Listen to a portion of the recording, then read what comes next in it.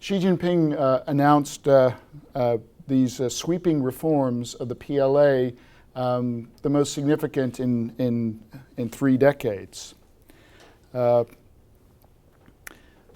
what I want to do is, as I said, set the stage, and I want to make 3 observations and then elaborate a little bit on those, and then go to talk about our book. So the first observation, many observers have described Xi Jinping as the most powerful Chinese leader since Deng Xiaoping, or even or even Mao. Second, another observation is that people are also quick to attribute the PLA to being a very powerful and influential force in Chinese foreign and domestic politics. And when they see things happening, whether it's in the East China Sea or the South China Sea or somewhere else, they tend to attribute that activity, forceful activity, as being the results of a push, vigorous push by the PLA. And along with that, it's quite common these days to label China as increasingly assertive. So what do we make of those observations? Certainly, when we go to that first observation, certainly when you think of Xi Jinping, it's hard to think of anyone since Deng Xiaoping who has been so ambitious in terms of the broad range of initiatives launched so early in his tenure on just high-profile initiatives, foreign and domestic. It's quite startling, really. Also, it's hard to think of a Chinese leader in recent memory who has tried to concentrate so much power in his own hands. Xi Jinping's practically the head of every leading small group, and even on the economy, where there tends to be a functional division of labor, when China's premier usually focuses on economic issues, and of course the PRC premier is Li Keqiang. Even he seems to have been put to the side and eclipsed by Xi Jinping, who appears to want to take the lead even on economic affairs. So what about the second observation about the PLA being a powerful force in Chinese politics? Well, I think we'll be in a better position to judge that when I go through and discuss the contents and the framework we have for this book. Talking about China as increasingly assertive, we have a whole series of events in the last few years that certainly make it seem as if China has become increasingly assertive. But of course, when you ask that question, you have to look at assertive compared to what? More assertive compared to China under the 2 previous paramount leaders, namely Jiang Zemin and Hu Jintao, or how do we actually measure that? And I think that's a challenge that I think we address in this book, the framework I'm going to outline in a few minutes. But from whether it's declaring an air defense identification zone in the East China Sea in November 2013, whether it's building what a senior U.S. military official called a Great Wall of Sand in the South China Sea, whether we're talking about a massive military parade that Clay alluded to, showing off a strong PLA, and the message of the visual being Xi is the commander-in-chief. A strong China. The commissioning of an aircraft carrier in September 2012. There's only one aircraft carrier so far, but certainly it looks very likely that there's going to be follow-on carriers, at least 2, maybe as many as 5. So these are major developments. The launching of the ambitious One Belt, One Road initiative in September of 2012, 2013. The establishment of new banks and new entities, the AIIB, the Asian Infrastructure Investment Bank, with 57 founding members. These are a more assertive China, because when we tend to think of an assertive China, we often the implicit assumption is that it's negative. But an assertive China can actually be a positive, constructive force in regional and world affairs.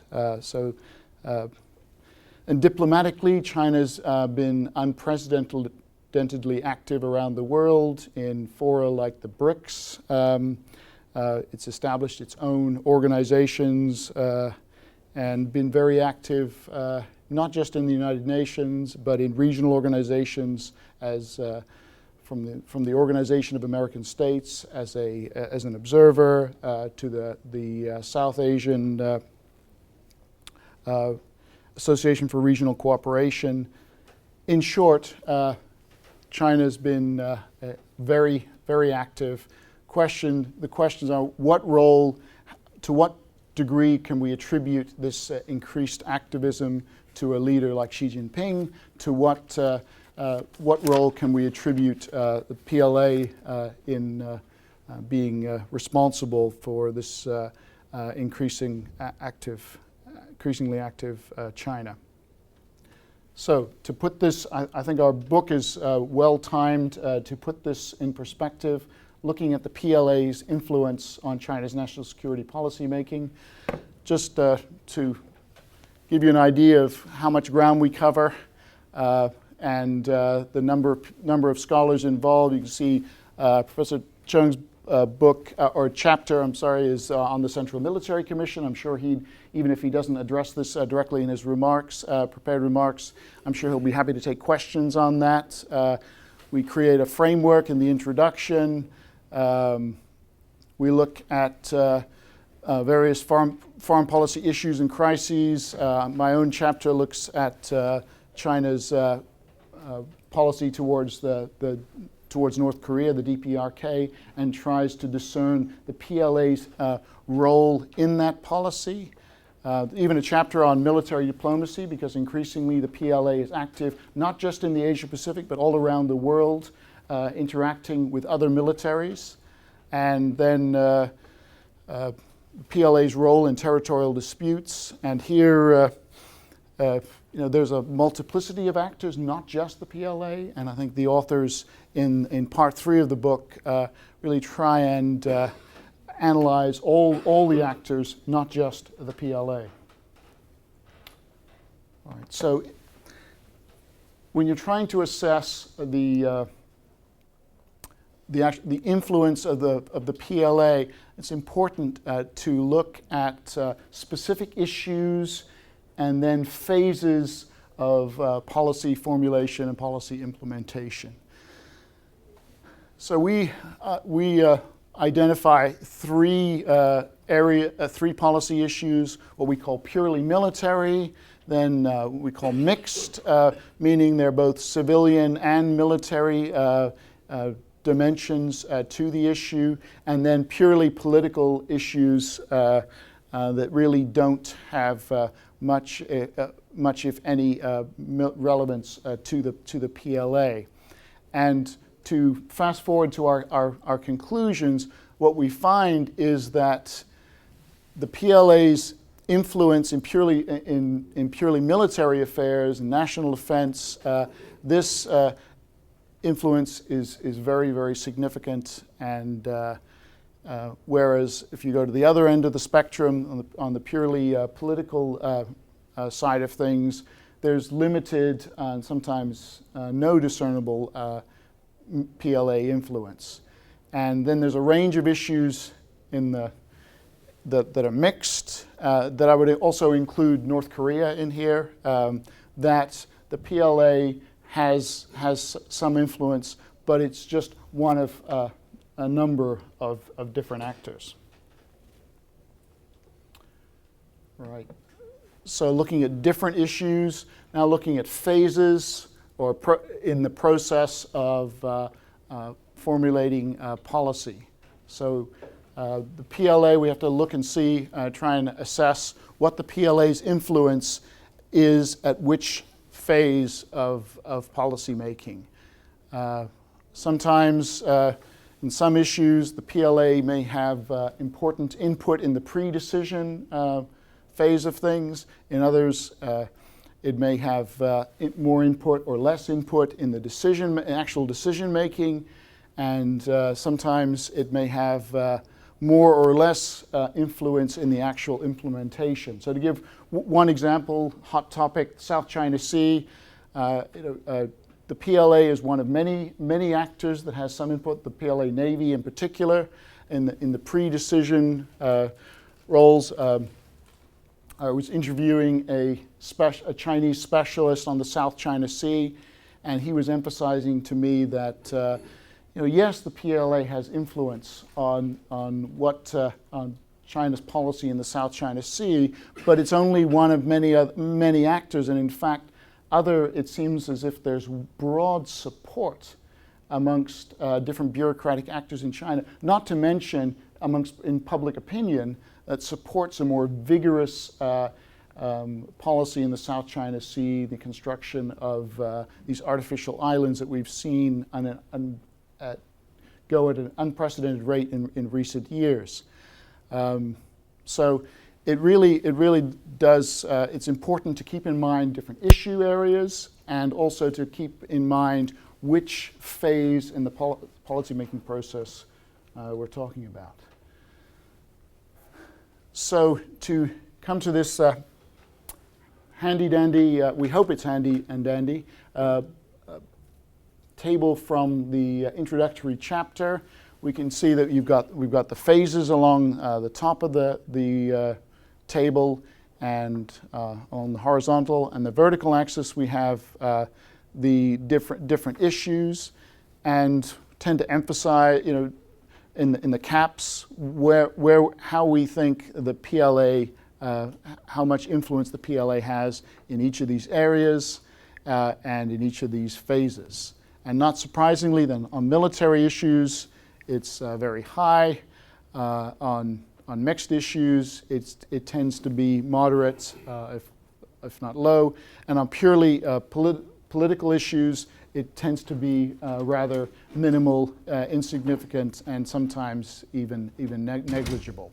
Of course, looking in the black box of Chinese policymaking, it isn't always 100% clear who's doing what.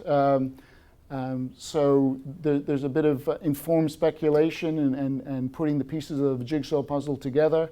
But I think in this volume, we've assembled some of the leading experts on the PLA. So I think you can take a high degree of confidence that the assessments, the analysis contained in these chapters is the best open source information scholarship available on the particular subjects.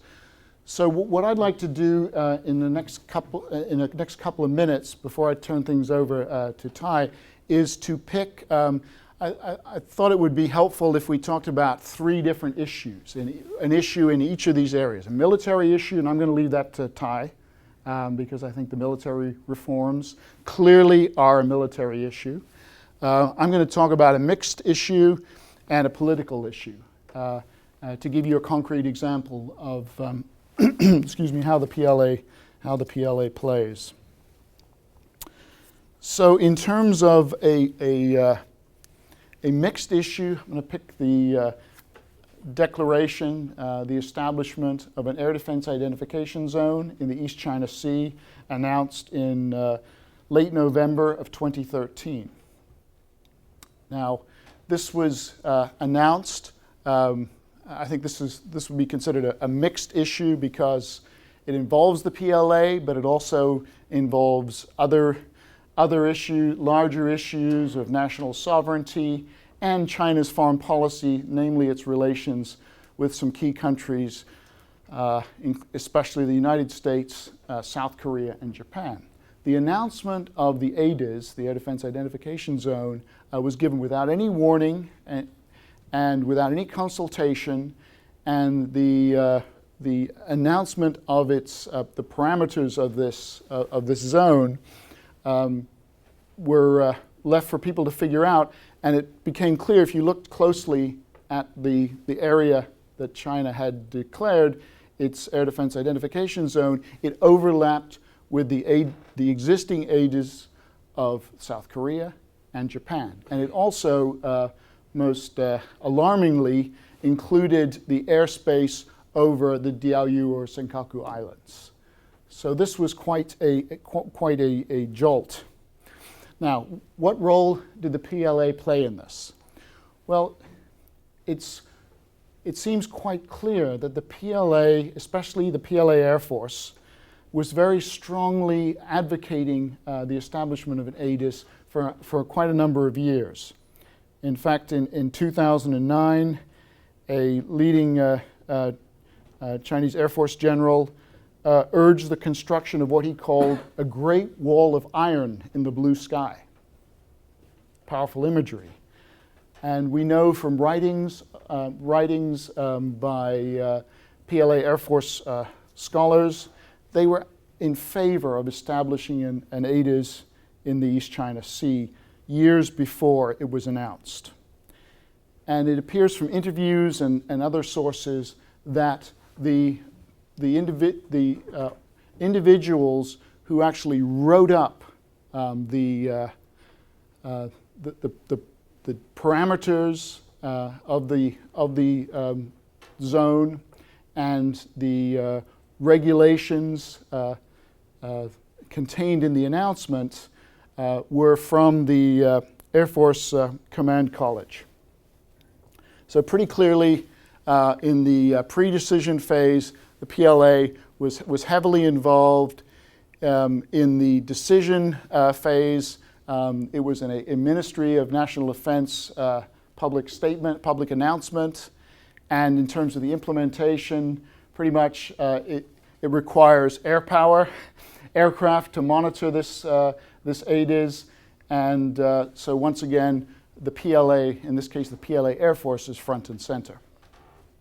Now in terms, this was an inflammatory, high-profile jolt to the region, and potentially it could have been cause for some dangerous incidents and could have escalated into conflict. But what's significant is right within a week of the Chinese announcement, two U.S. Air Force bombers flew straight through the ADIZ without announcing ahead of time or requesting permission from China, as was required or demanded by China in its announcement declaration of the ADIZ of November 22nd. So I think it was much more of a symbolic move than an attempt by China to control all this airspace. And so there was prudence and flexibility in how this ADIZ was enforced. But anyway, clearly, on this PLA played an important role on this issue. I want to touch on a political issue, another issue, and in this case talk about the One Belt, One Road initiative, Idailu, which Xi Jinping announced also in 2013, I think it's September 2013. This was Xi Jinping's flagship foreign policy initiative. And the One Belt being overland through Central Asia to the Middle East, to Africa, to Europe, the road being a new maritime Silk Road through the South China Sea, through the Indian Ocean, and and beyond. So this was a very important initiative, and so what role did the PLA have to play in this? Well, it seems in the pre-decision phase, from what I can tell, probably nothing, no role at all. In terms of the decision phase, probably the PLA seemed to have played no role whatsoever. when we get to the implementation phase, things get a little more interesting. I was actually in Beijing and Shanghai in September doing interviews on the One Belt, One Road, actually looking at China's involvement in the developing world. But I've couched it in terms of let's talk about One Belt, One Road. We want to interview you. So we went to foreign policy think tanks, we went to PLA think tanks, lots of different universities, because I figured, who in China doesn't want to talk about the One Belt, One Road? It's China being assertive in the world, but constructively assertive, right? The interesting thing is, at least one think tank, PLA think tank, was very reluctant to talk to us. And I think the reason is because they're still trying to figure out what the security implications are of the One Belt, One Road. Because there is this infrastructure that China is developing in terms of roads, canals, pipelines, railways, port facilities, and so on, are in some of the most dangerous or volatile regions of the world. And so, what about security? And who's going to take care of the security? Well, maybe the U.S. Navy will help you out. Maybe you can count on the good graces of the countries, individual countries.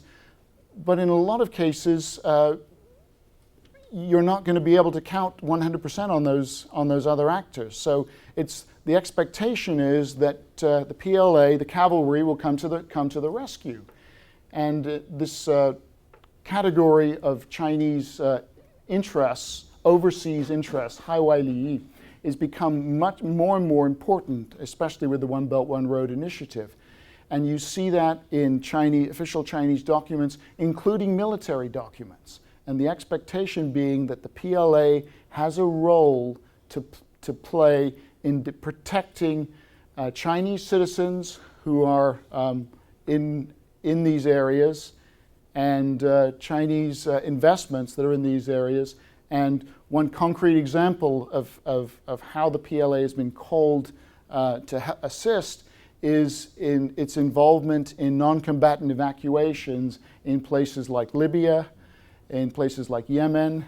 And so when based on the interviews I did in September and other conversations that I've had since then in China, and reading writings by PLA analysts, both in the military press and military publications, and in things like the Global Times, you see a debate being played out, discussion about what does this mean for the PLA? What does the PLA, is the PLA capable of protecting China's overseas interests?